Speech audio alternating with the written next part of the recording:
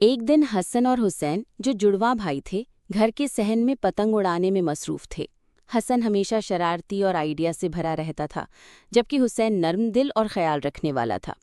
हसन ने हुसैन से कहा, मेरी पतंग जादुई है। हुसैन हंसकर बोला, तुम हर चीज को जादुई बना देते हो।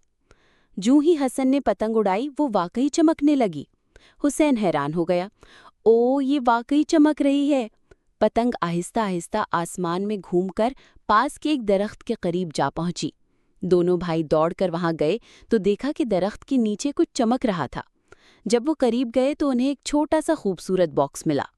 हसन ने बॉक्स खोला तो अंदर चॉकलेट्स, खिलौने और एक छोटा सा नोट था। नोट पर लिखा था, अच्छे बच्चों के लिए इनाम, जो मिलकर खेलें, प्यार करें और कभी लड़ाई न करें। हुसैन खुशी से बोला, हम तो वैसे भी कभी नहीं लड़ते। दोनों भाई गले मिले और मुस्कुराकर आसमान की तरफ देखा। पीछे से अम्मी की आवाज़ आई, शाबाश मेरे बच्चों, जादू तो तुम दोनों के दिल में है।